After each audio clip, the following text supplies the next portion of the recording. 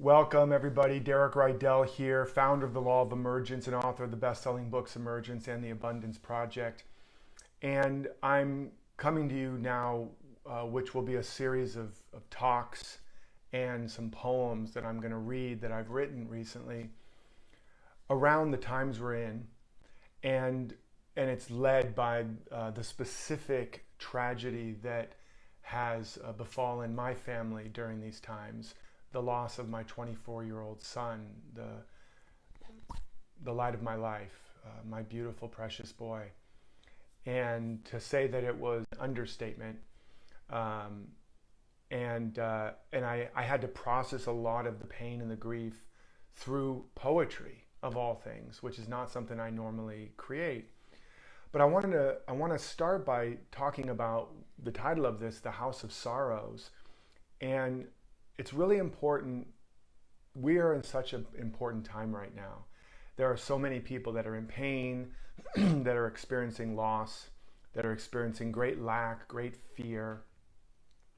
Some of it for the first time, but for many of us, it's really reactivating and recapitulating some long forgotten or not completed trauma. And we all have a lot of unhealed, incomplete moments in our life, not to mention potentially lifetimes, if you believe in that. And it gets stored in us. The fear, which is a lie that we've believed that has become a law in our life. The anger and the resentment, which is where we've stepped over ourselves or allowed others to step over our voice and our truth. We've bought into the hypnotic spells of the world that have told us, I can't be this. It's not safe here in this dimension to bring the love or the light or the freedom or whatever unique qualities that you bring. That we've gotten so many of those messages and we've had to believe a lie against our very soul. We've had to lie to ourselves. We've had to put on masks and costumes. We've had to twist ourselves into pretzels to get along in order to go along in order to get along. And so this has happened to all of us to some extent. And there's tremendous layers of pain and grief and sorrow and anger and guilt and shame, all the pain of where we've not been able to really be ourselves and speak our voice and feel our power and feel our connection to life and to the planet and to each other. And the result is we've built out of those limited maps of reality and those limited self-concepts. We've built structures, we've built relationships, we've built organizations, we've built whole societal systems that are built on a people that have had to find a way to repress who they really were to a greater or lesser extent, and as a result have created all kinds of coping mechanisms of protection and defense and distraction. And just as in an individual life, it requires often a crisis, like the jack pine needs a forest fire to actually crack open the seed pods and begin new life. Often in our human lives, it requires crisis. It requires a forest fire. It requires something to which we have no control or over which we have no control. All of our cleverness, all of our wit and charm, all of our coping and defensive and protective mechanisms are utterly failing or useless against the crisis. And it's in those moments, whether it's a physical challenge, a mental emotional challenge, a family or relational challenge, a financial or creative or professional challenge that is so great that we're defenseless, we're powerless, we're helpless, and we try as we might, there's only two choices. It's going to break us, or we're going to ultimately let it crack us open, right? It's either going to be a breakdown or a breakthrough. And those greatest setbacks are really setups for our greatest comebacks. But for whatever reason, because we're human or because of the density of material consciousness, it often requires tremendous challenge or struggle or suffering to really crack us open to the depths of our true being and to unleash and liberate that true self that has been buried under layers of fear and confusion and coping and protection. Well, in the same way as that's part of our personal journey, now there is a way, and we'll talk about this, where it doesn't have to be constant suffering and struggling or chronic challenges, because a chronic challenge is an indication you are really working hard to survive in a world that is too small for you now. That's where the chronic challenges tend to come from. The chronic suffering, the chronic pain. But just as that's required in an individual life, for an evolution on the planet, or perhaps in a family or an organization, you can see it sort of like fractals out. There also is required a planetary crisis or a country crisis. And we're in the midst of that right now. This global pandemic and economic crash, where there are unemployment levels like the Great Depression and will probably get worse. Many of us, facing a seemingly insurmountable. Now, some of us are denying it. Some of us are not allowing it to do its work on us. And that's what I want to talk about today, because maybe it hasn't cut too close to home yet. Maybe you're still getting along just fine. And that's great if maybe this isn't your crisis. But many, many, many people are not. And what's happening, as I said, is it's not that the global pandemic or the economic crisis is the real problem. It's actually the forest fire that the jack pine needs. It's creating a condition where some of us cannot control our lives anymore, where some of us can't quite see a way forward or a way out. It's recapitulating those painful childhood dynamics, those core patterns of helplessness and powerlessness and unworthiness and fear and anger, and this sense that somebody or something outside of us has been messing with us and has done us wrong, and so we might want to fight back. That's why you see a lot of this rise in the quote-unquote conspiracy theories and stuff. Is some of it's true and there's facts there, but it's triggering a lot of people's trauma, and it's triggering their need for control. It's triggering their need for answers. If I can have an answer, if I can know what's the true story, I can get control again. Not just control of the outside world, but control of my inner world, which is the only thing we're ever really trying to get control of.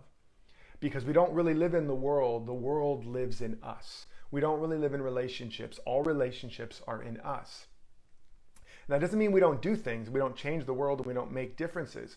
But it has to come from, if it's going to create real change, if it's going to be a real evolution, it has to come from a place of power and strength and inspiration, even if there's a righteous indignation, a righteous fire there. So the real healing, and the only place we need to win the war or win the argument, is in ourselves. And right now what's coming up is that a lot of people are getting triggered on those places where we've been hiding from.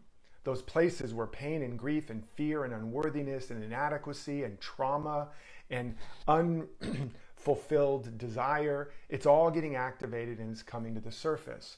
And for me during this time, I thought I had it all under control. I was one of those people that had felt more on purpose than ever.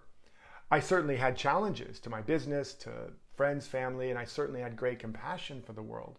But for me, it was the loss of my son that took me over the edge, proverbial edge, and allowed me to face a situation in which I had no control, and forced me at a level that I'd never had to sit with, although it's been a prayer and intention of mine, to be with all of me, all the places, all the beliefs, the cherished ideas, the things I was still holding on to, and finding my source of strength, power, whatever, in some form rather than within, in some form of life rather than in life itself.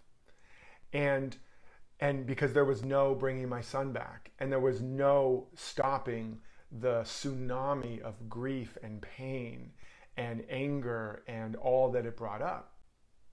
Now, thankfully, because I have had such a strong practice for so many years, I was able to hold the space for that, and or allow others to hold the space with me. I had dealt with, not thinking I needed help and letting people help me and letting people love me. I'd gone through that ego structure, and I was good with being loved and supported. So I was able to hold that, and I was able to witness myself as Derek and a lot of his personality construct crumbled. So there's a really important key here, which is the time to prepare and practice for dying and for the greatest crisis is when you're not in the greatest crisis. Every day is a day to practice dying. And I don't just mean physical death. Physical death is one version of releasing the mortal coil and the clothing of materiality and that personal material sense of self. But every day we are given an opportunity to choose this day who or what we will serve. Will we serve the highest vision of our heart or the highest truth? Will we serve life itself as it is speaking through us and seeking to emerge as us? Or will we serve materiality, God or mammon? Will we serve survival and protection and competition and whatever fear, guilt, shame, pain-based response that we're having in the moment? Or will we serve something deeper or purer or higher? Will we serve really that which is seeking to emerge? In other words, will we readjust our reason for being and our way of living from not trying to save ourselves or the world anymore, but instead seeking to serve what's emerging?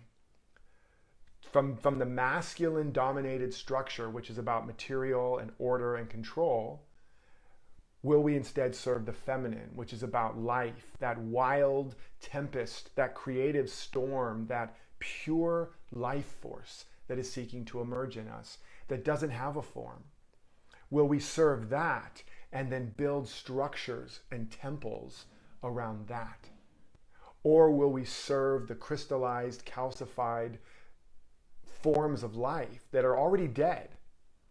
The systems and structures and materiality. I'm not saying that's not valuable. It's valuable, but it's not real. It's temporal. It's temporary. It's already decaying and dying. It's why Jesus said, let the dead bury the dead. It's why he said, if you try to save your life, you'll lose it. But if you're willing to lose your life for my sake, meaning the Christ or the Atman or the Buddha or the highest idea and ideal within you, that invisible life force, if you're willing to serve that and be willing to lose your ideas of life and your ideals of ideas of yourself to serve that is always emerging, then you will have life everlasting. Then you will drink from a well that springs up into eternal life and you never thirst again. This is what the real meaning of these teachings is there's always life and love and truth bubbling up from within, and that's our real source of sustenance. That's the meat you know not of. That's the meat that doesn't perish. That's the manna that falls from heaven. That's the wellspring of life that you drink from which you never thirst again. All of these different ways, poetic ways of saying it, is learning to live from within, learning to serve the within, learning to really begin to commit more than I want to change, fix, control, manipulate anyone or anything, including myself. I want to know the truth that makes me free and be an instrument of ultimate reality, of love, of life itself. Not my will, but thy will be done. That's what we're saying. We're not praying to anything outside of us. We're opening ourselves to commune with the real self, the self that has been covered up by the dust and grit of the journey. And as we begin to touch that and taste that, there's a life and a love and a peace and a joy and an inspiration and a wisdom, ultimately a health and a wealth that is not of this world, but it manifests as the forms of this world, as the organs of your body, as the dollars in your bank, as the success of your business. But the dollars and the organs and functions and business and economies, that is not real substance. That is not real life. Not even your children. The forms of your children or your partners is the real relationship. The real relationship is within you. It's within consciousness. It's real love. It's an eternal love. It's an indestructible and uncorruptible love and life, mind, body, and being and world that can never be diminished or damaged, that has no problems. There's nothing lacking. There's nothing to fix. It's a perfect pattern of infinite good, infinite eternal good. That is who and what we really are, and that's where we really live. And so, but we get hypnotized into the forms of it, the symbolic expression of it, called people, places, conditions, and things. And then we literally give our power over to them. We literally serve form. We serve mammon instead of serve God. And that means we're serving death. We're serving stagnation. We cut ourselves off from life itself. And we grow old and we stagnate. And our income goes down, or our outflow goes down, or our relationships go down. And we wonder why. And so we try harder and harder to manage and control and manipulate, moving deck chairs around on the Titanic. And there is no amount of management, control, manipulation, fighting, defending, protecting, or proving that's ever going to solve the problem. You may temporarily cut the weed off from the top and not see the roots, but it's going to come back up in some other part of your life. I think you guys know what I'm talking about. Ultimately, when we live that way, we tend to have more struggle, more crises, or if we're deeply praying to be liberated, we will bring on to us an opportunity by grace to really be cracked open. And that's what happened for me recently, and that's what's happening for a lot of us. And the way we want to be with that is not get caught up in all the memes and stories and all the nonsense going on, but really commit at an ever deeper level to be with all that's really coming up in us. All the pain, all the sorrow, all the grief, all the guilt, all the fear, all the doubt, not to try to turn the frown upside down, not to try to turn our fear into faith, but because that's an energy that's really living in us. It's a part of us that hasn't had its voice, that hasn't been able to be held and heard because we were too afraid. Because ultimately, the only thing we're afraid of is feeling. The only fear we have is a fear of feeling, because to our reptilian brain, emotional pain is the same thing as physical pain, and we believe we're going to die. And so we have to be able to sit with what we're feeling and love it and seek to understand it. It's why Jesus said, love your enemy, and the enemy is in your household. We need to learn to be with ourselves, to meet all of the medicine in us that may look and feel like poison right now, but to meet it with understanding, with patience, with compassion, with love. And when we can't quite hold it and rock it like a sweet baby that's having a nightmare, that's okay. That's why we need each other. We're not supposed to hold it all together. As one of my good friends says, we're meant to hold it all together. And so when you can't hold yourself, I don't mean control yourself, I don't mean repress and manipulate yourself, but truly hold and behold and experience being held. When you can't do that, you need to have community. You need to reach out. You need to connect. You don't want to isolate. And community doesn't mean gossiping and commiserating and agreeing with how bad they are and how good you are or whatever. It means vulnerable, undefended hearts coming together to share and to love and to meet each other, to feel heard, to feel held, and ultimately to be beheld in your true nature. And as we do that, and as we hold ourselves, there's a natural process of unraveling and undoing and unbecoming. And these patterns of protection and defensiveness and survival begin to break down and dissolve because we're not feeding them anymore. And what's underneath it? Who you really are. The light, the joy, the radiance, the power. So that's what's being offered to us right now. And it's not easy, okay? It's like being in a forest fire. And again, that's why we need each other. It's why we need a deep and abiding practice on a daily basis, contemplative, meditative, prayerful, reading, listening, feeding and fueling and filling ourselves with that which truly nourishes us, not with that that just makes us more afraid or more anxious or more angry. I'm not saying you don't want to expose yourself to some of that because it shows you what's in you, but you want to mostly be nourishing and nurturing and loving these parts of you and loving them back to themselves. So I'm going to read this poem called The House of Love, which I wrote shortly after my son passed. And I have to look over off screen because it's not on this screen, so I apologize if I'm looking away. But I really want you to take a breath and take a moment and really let this in. It's an activator and an accelerator if you let it. It's called The House of Love. Most of us live in a house of sorrow. Every room, corner, and closet filled with sadness and loss. All the feelings we can't be with. You wouldn't know it at first glance, or second, or third. We've gotten so good at redecorating. We paper over our walls of pain and make it all look so pretty.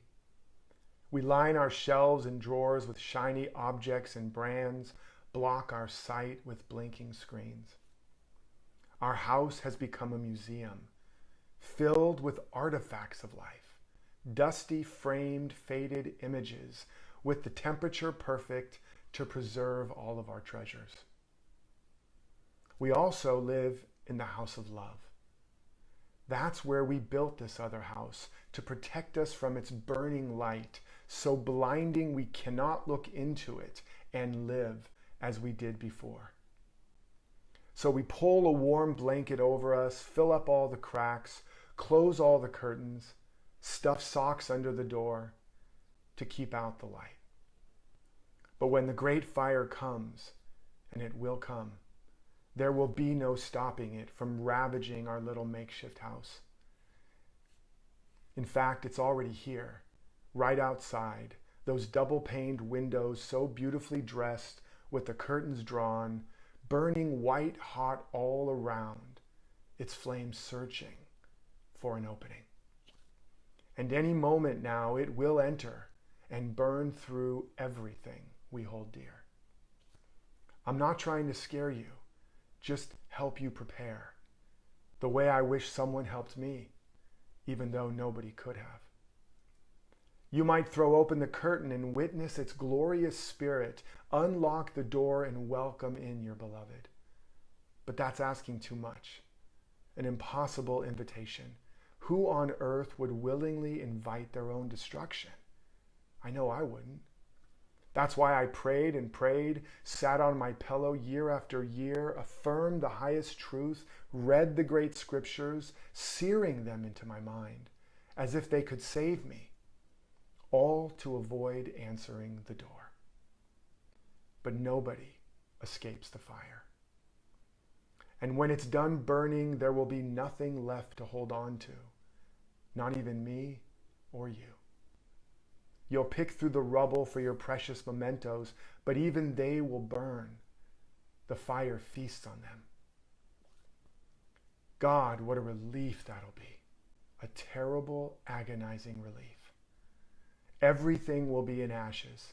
There won't be anything left to put in its perfect place.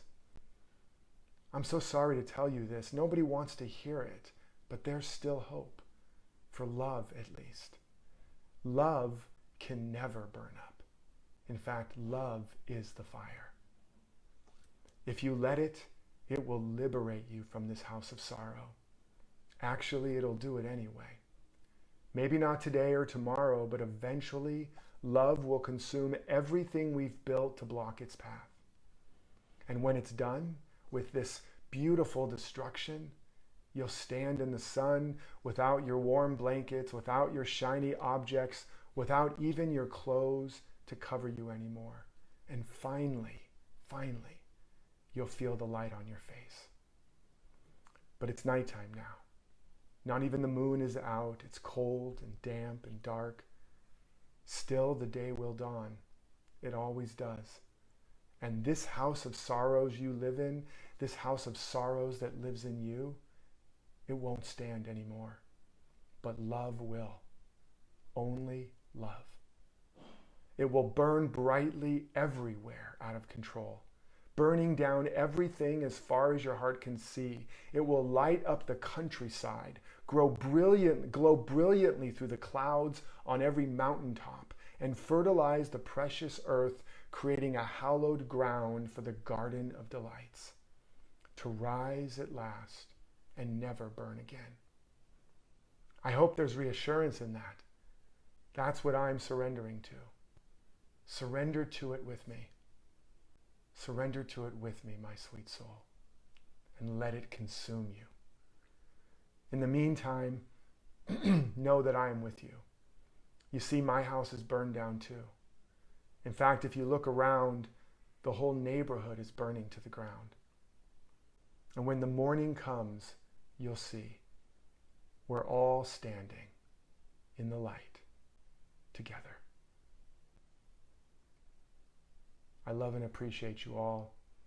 Continue to check in, and I'll be continuing to share this journey with you. And in the meantime, really know you're in my heart, you're in my prayers. We're in this together. I love you. Stay inspired.